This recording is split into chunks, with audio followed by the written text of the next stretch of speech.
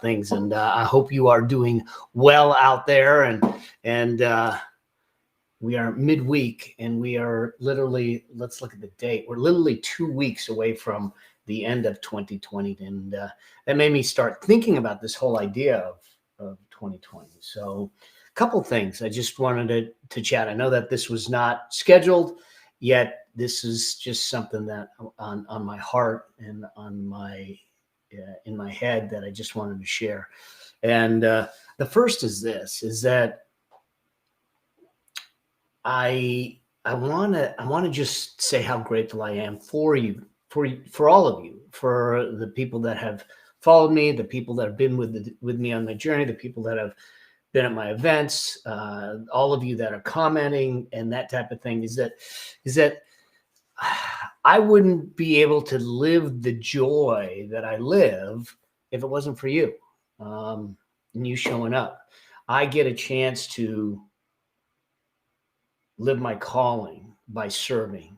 I realized with coming through the cancer. In fact, I remember a dear friend, as I was coming through the cancer, saying, "Hey, are you okay to go live with us? I don't want to push you." And I realized that doing this, working with you to have these conversations, this is where my joy is. This is where my healing is. And so I just want you to know that the reality is that you are such a gift to me, to my journey, to my healing, to all of that. And that we've been on this journey in 2020, which is really been a crazy year if we look at it.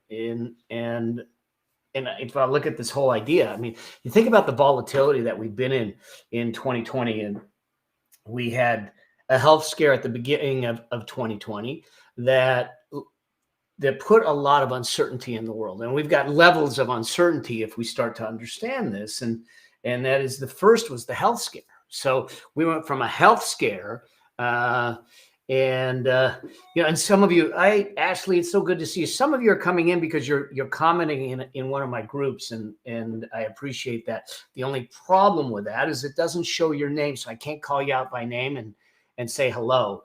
And all of that. So I don't get a chance to see your name. If you put your name in, that'll help. So I know that. So here's the thing.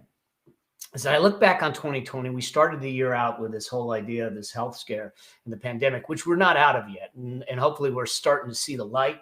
We're starting to see some opening, although we've been in lockdown again and that type of thing.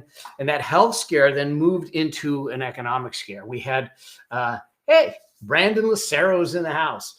So that health scare turned into an economic scare. We had the drop of the market in March, which freaked a lot of people out. A lot of people ended up selling stocks, taking losses that unfortunately they didn't need to take, but they did panic selling. They made some emotional decisions. We'll talk about that at another time, is about how our emotions can run away and help us make bad decisions from a financial standpoint. But that then went into this whole idea of a social uncertainty. And so we ended up with social uncertainty and then political uncertainty. And here's where I think we are, is that all of these stacked uncertainties, whether it was health and economic and social and political, is now transitioning into this whole level of uncertainty, and that is emotional uncertainty. I think there's a lot of people that are struggling out there that are questioning where they can be, where they are, what's in it for them, how are they going to survive going into 2021. And so I sat up this morning, as many of you know, when I've talked about my morning routine. I get up early in the morning, usually about between 4 and 5 a.m. and before my wife wakes up, and I'll sit and I'll write and I'll think, and this is when I do my creation. I'll watch the sun come up over the water and that type of thing. And so I was thinking about this morning. I said, what is it that we can do to deal with the uncertainty and move into 2021 differently? And so I wrote some things down, because let me tell you, as much as I'm talking about this, I'm not exempt from it. I wasn't exempt from it. I went through the ups and downs right along with everyone else. Did I get, I had my own health concerns to deal with at the time also, and had to make sure that I was extra vigilant, and still am, to make sure that I don't get hit with any kind of coronavirus, COVID, because of the cancer treatments and everything that I was going through. And, I didn't, obviously I didn't lose my job. I figured, bottom line is I've been self-employed and worked for myself since the 90s. I know that's aging myself, but I tell people that I'm self-employed because I'm unemployable. No one would hire me. They would hire me, but they wouldn't keep me. Okay.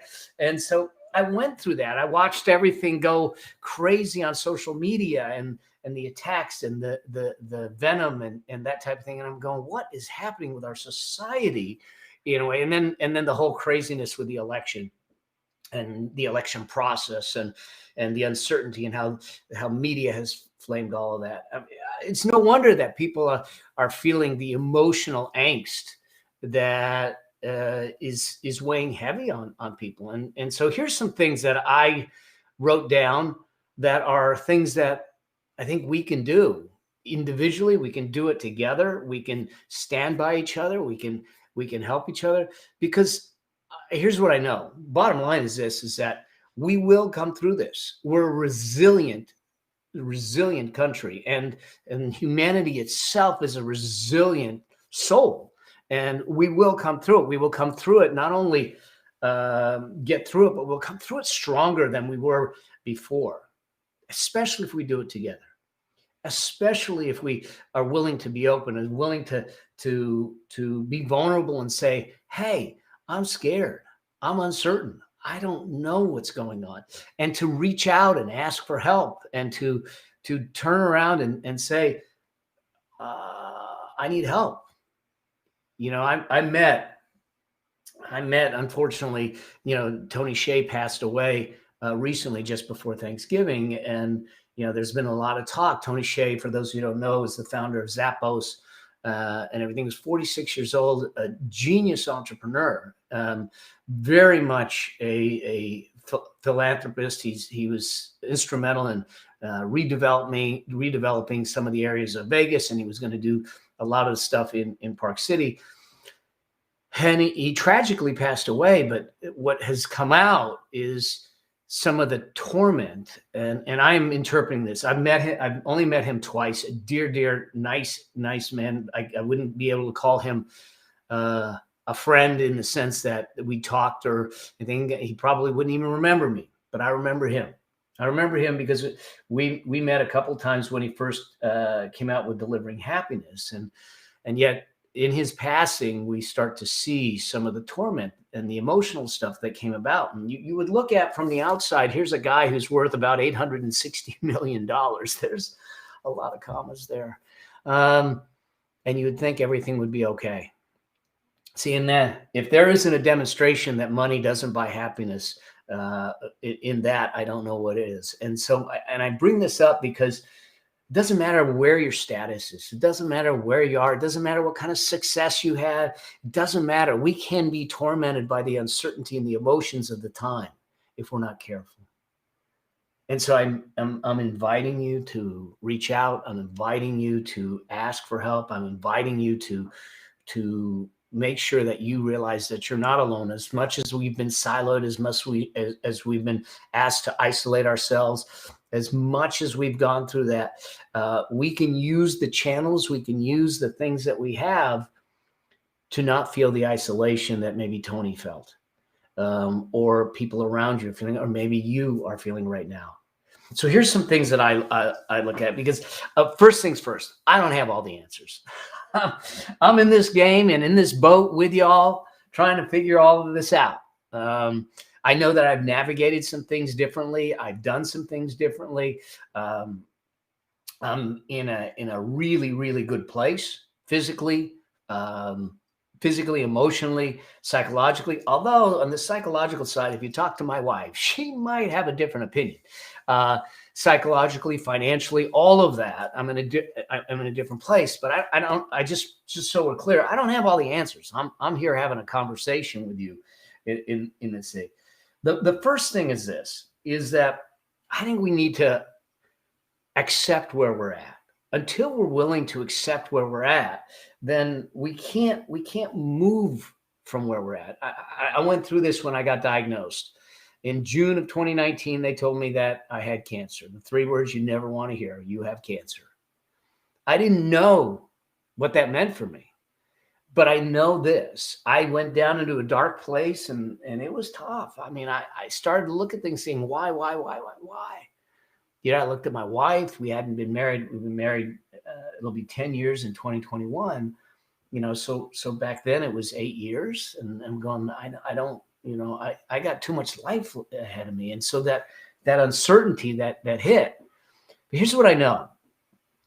And what I realized is, until I was willing to accept the hand that was dealt to me, until I was willing to say, okay, this is what my lot is, this is what the cards are that I've been dealt, I was in no place to do anything about it.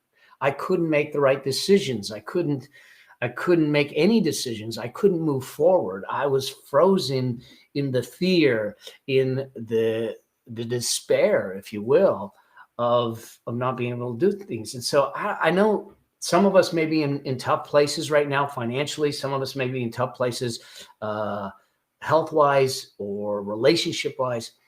But the first step, I think, is acceptance, is to be able to say, hey, I accept this. Because when we accept this, something really interesting happens. And it's what happened to me. Is we start to realize that there are those things that I can control, and there's those things that I can't control. And we start to be able to focus on controlling the controllables. And that's what I did. And that's what I'm inviting you to do, is to start to look at things and saying, well, let's just accept it. There's nothing you can do to change the past. If you didn't put an emergency fund away, if you didn't do some of the things you did, beating yourself up about it isn't going to help. It's not going to change the fact that you're here. But by virtue of being able to accept where you're at and say, here's where I am, you now can see clearly what you can do. Control the controllables. So first is acceptance. The second is to control the controllables. List out everything that you can be in control of, things that you can change, the things that maybe can bring more joy, bring more direction, bring more clarity. Those are the things that we can do. Look, I didn't know what was going to happen with the cancer. I knew that I had a surgeon that was going to go in and take out a tumor that turned out to be 7.5 centimeters. I didn't know. But I knew that there was some things I could change. I knew there was some things I could control. My diet, my physical activity, my strength, my attitude, my meditation, my visualization, all of those things that I said, all right, these are in the column of the things I can control. Let me now make a decision of what I want those to look like. Because the rest of the stuff, if I can't control it and it's occupying my time, it's occupying my emotion, it's occupying my focus, it's taking away from the things that I can control. Now, I'll tell you something. In the process, just before Thanksgiving, we went through another scope and scan, and the doctors looked at me and said, you're clear. You're clear. They got, I mean, you're talking 3 surgeries later, 4 tumors later, 28 treatments later, and I'm clear. And he looked at me and he says, I've never had a client, I've never had a patient attack this and treat this the way you did. And he says, and I think that's got a lot to do with how you've come through it, because starting out with a 7.5 centimeter tumor, I don't think that, I didn't imagine that this would be the outcome.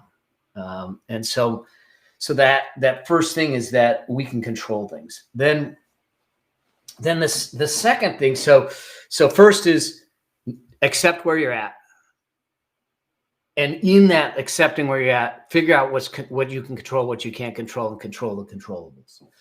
The second thing is this, is to be aware of where you're living. And here's what I mean by this.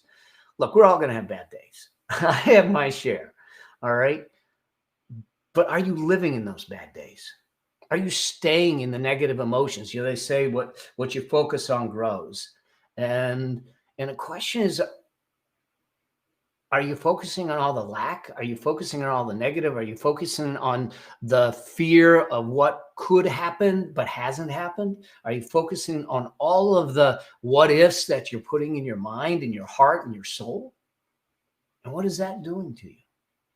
So all I'm saying is that I think it's important for you to be aware of where you're spending your time, your mind's time, your heart's time, your emotions' time, all of that. I still have the challenge because look, this cancer is a 60% reoccurrence rate. So it's always hanging over my head. But if I spend all my time focused on the possibility that it will come back versus the mindset that I've got it conquered and I'm moving forward, it's a different thing. Now, I'm not saying that I don't kind of go there. Every time there's a little ache or pain, you kind of go, ah. But where are you spending your time? Where are you spending your focus? On all the negatives? Or are you finding the positives? So I think that what we need to start to look at is understand where our time, mind, and heart focus are moving forward.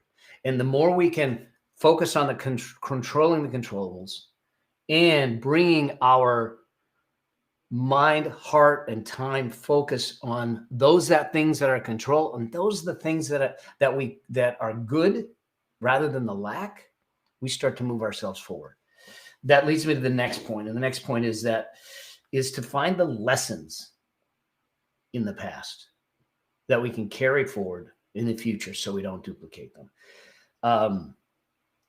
Some of you know that I got caught up in a Ponzi scheme in 2005, wiped out 1/3 of everything I owned and everything. And now I could have duplicated those bad decisions that got me involved and kept me involved, or I could have learned from them.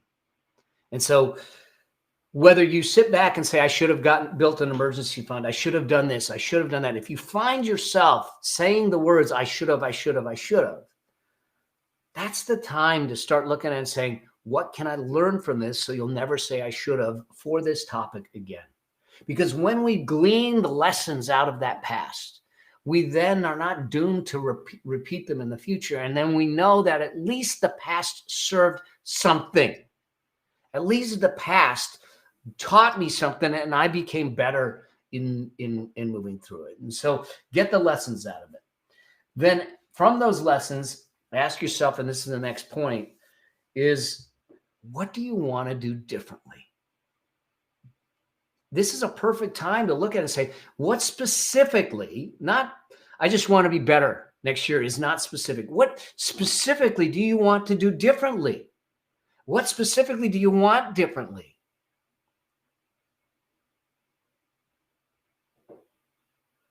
Because when you define that, you can move towards that. Here's the thing. In December 13th of 2019, they originally thought I was clear of the cancer. April 24th of 2020, the day after I finished my virtual live event, which was an amazing time with 150 plus people for 4 days, I go into the doctor and they say they found another tumor. And I went back into that dark place and I started to figure out how I thought we got through this. I've already had 2 surgeries and here I am going back in for another surgery. On May 6th, I did another surgery. But here's the thing that I realized is when I decided that I knew what the outcome would be, but I didn't know what the journey would be, it brought the power back to me. If I know that the outcome, I know what my outcome with the cancer is. I just don't know how I'm going to get there. The journey will unfold. And when I look at it that way, it's not a whole lot like life. It's not a whole lot different than life. When we turn around and say, I have a goal to build my business or do $1 million revenue business this year, or build $1 million net worth, or lose 10 pounds. We don't know necessarily when we start setting that how we're going to get there. We just set that time post and allow the world and the days to unfold. I knew that I was in for a journey. I just didn't know what that journey was, but I knew that whatever the journey is, it would be the thing that brought me to the outcome that I already see in my mind.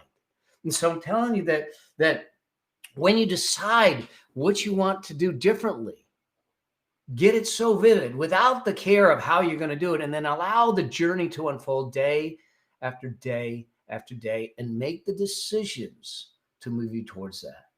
And that leads me to the last thing, is that once you start to understand you've accepted it, and you've done these things, ask yourself, what's the first step that you can do? What's the first step that you can do today, this week, this month, before 2020 is like? Let's take a step together. Let's take a step together to move into 2021 in the direction that is driven by you and not by circumstance, not by happenstance, not by consequence, not by media or anything else that's outside our control. And that's, this is kind of what came to me as I was writing and thinking this morning.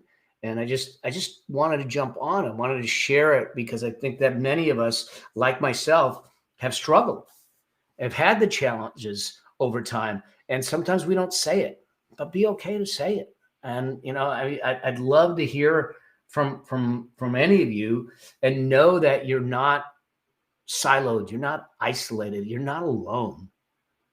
We may feel it because we just aren't able to have the conversations that we once had the way we once had them. But there are things you can control. There's a direction you can take, and we can stop beating ourselves up, and we can take a step today to move towards a different future.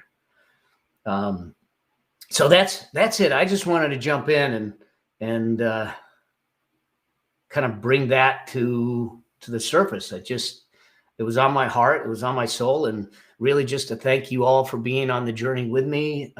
Some of you have been here for a while. Some of you are new to me, and there's more to come.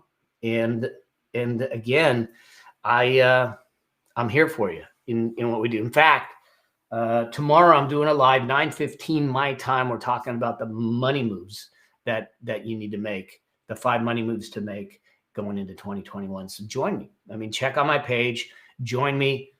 Nothing to sell. It's just me just trying to help out. So I'm gonna look at some of the questions and see what's here, and see if I can bring something up. Said, Haley, oh my God, hey Sensei, so great to see you, Haley. Well, I can't see you, but to hear from you. It's been a while.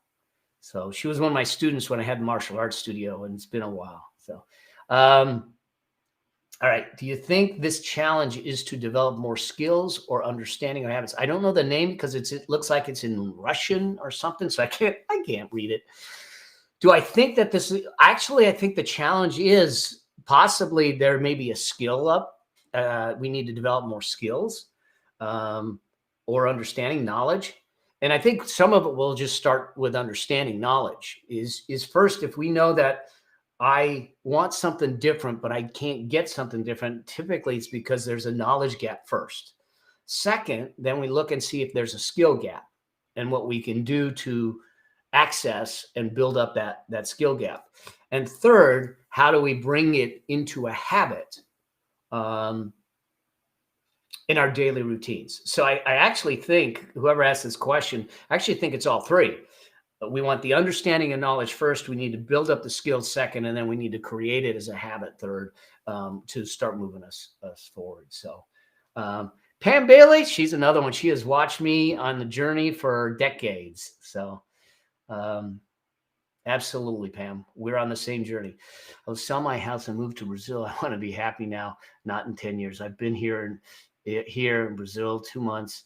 I love being back. It's open, having my money is here and worth a lot, and I can relax. This is perfect. Now, this is one of those where I don't know the person's name because it says Facebook user. They're on in one of the groups. But yeah, I was actually an adjunct professor at the University of San Diego Law School, and on the last day of the semester, with all these students, we bring in pizza and we just have a conversation. And I remember sitting down with them. Now, these are people that are graduating a week later. So they spent all this money. They're probably entrenched in student loan debt, in tuition. And I look at them and I say, there might come a day. There might come a day, not a day where you have a bad day, but there may come a day where you feel that you're absolutely miserable doing the things that you're doing, that you can't get up and it drives you crazy. I said, and that's the day you walk away. That's the day you do something different. It takes a lot of courage because you've trained for that. You've put and invested in that. Society believes that there's a path. They did that with me as an accountant. I was working for one of the large firms in downtown Los Angeles. I was on fast track to partnership. And then I looked at them. I said, this is not my life. And I quit. Because I felt that there was a different journey for me. Now, if you have family, this is the accountant side of me. This is the financial advisor, financial educator side of it. If you have family and obligations, you got to do it smart and strategically, but you're not locked into a path. And so I honor you for realizing that your happiness is in Brazil and you choose to go there and enjoy and live life fully each and every day. So great. How do you maintain your sense of adventure throughout it all? Still willing to just say yes and see what happens. I lost that spark. Jay, this is man. Gosh, this is an interesting question. So Jay's asking on YouTube. He's asking, how do you maintain your sense for adventure through it all? Still willing to just say yes and see what happens. I lost that spark.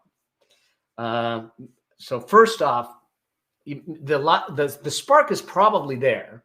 It's just insulated. It's just buried a little bit.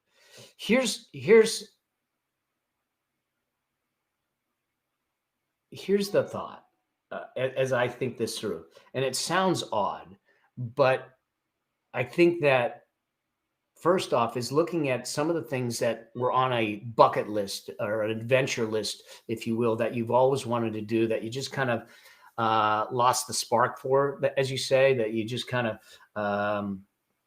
let it go.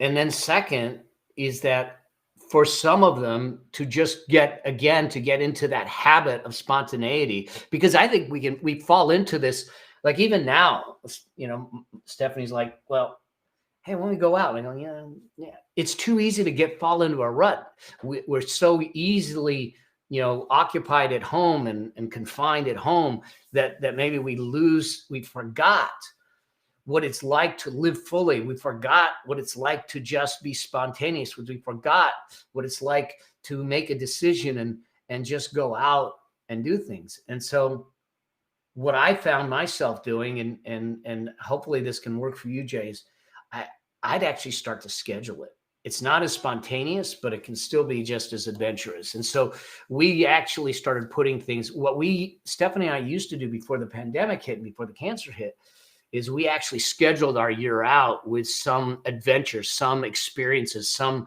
things that we wanted to do. And we literally just in the last, 4 or 6 weeks did that again and started doing that for 2021. Now, will those things change? Possibly, because we don't know where the pandemic and some of these things will go. But I think the first thing, Jay, is just schedule it. Schedule it. And start planning for it and moving towards it, sharing it with those that you want to share the adventure with, so you're not alone doing these things. And then all of a sudden, you'll start to bring that up. You'll start to look at it and say, wait a second, maybe that you get done with something, you go, that was fun. It's like being on that roller coaster. You're scared before you get on it. You're scared before you get on it, and then you're exhilarated when you get off of it, and you go, I want to do it again. And that's what I think we can do when we start to just push ourselves out of that comfort zone. We've got comfort. We talk about comfort zones, but I think we have a lot of comfort zones. They're different comfort zones. We have a personal comfort zone. I don't want people in my personal space. We have a business comfort zone. If we're in business of where this is why I see businesses that just don't breach a threshold of income or revenues. We have a financial comfort zone where we feel comfort in a specific range of financial wealth or financial well-being.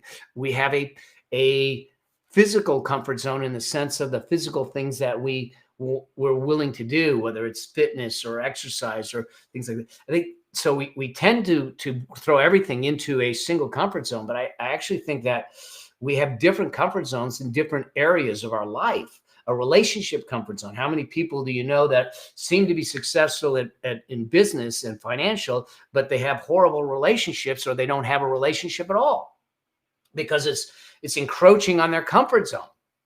And so in all of these situations, we need to start being willing to push the boundaries of the various comfort zones that are in our life.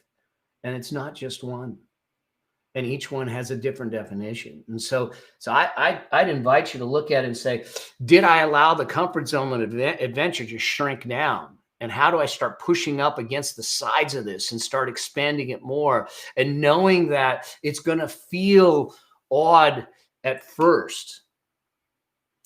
Okay. But as you, just like, I'm new to trying to learn how to surf. And when I first started doing it, I did a whole lot of paddling and very little surfing. Now I'm doing less paddling and a little more surfing, but still more paddling than surfing. But as we grow beyond, we become more proficient at it. And so, Jace, I think it becomes really retraining yourself, scheduling it, and starting to look at it. But get really, really transparent, really vulnerable, really honest with who you are and what brings that adventure, what sparks that fire in your belly, that fire in your soul to do those things, and be okay to declare them and go after them. I hope that helps, because we all should be living that adventurous life. So awesome. So that was it. This was just kind of a spur of the moment, me jumping on to just have a conversation with you all. And see how you're doing, and acknowledge the fact that we've been in a crazy journey of 2020, and let's try and take control of 2021 together, and let's do things differently. We can control a bunch of things. There might be a few things we can't control. Let's control the controllables. Let's be accepting of where we're at. Let's push the comfort zones in our lives, and let's take the first step to move forward. Let's focus and spend living in the areas that are positive and moving forward, even though that we will come back down to sometimes the lack and the challenges in our life, but let's just not live there. So I hope this helps. And again, I'll be live tomorrow, 9:15 Pacific time, on my Facebook page. So not in the groups, but on my Facebook page, I will be live and talk about the 5 money moves, business money moves that you need to make going into 2021. So I hope to see you all there, and thank you for joining me here. If you're watching the replay, let me know. Post your questions down below. Share this out with people that need to hear this message, and know that you're not alone. Know that there's plenty out there for us to share. There's more to this than what we've experienced in the uncertain times of 2020, and that it is in our control, and it is in our power, and let's make it happen. All right.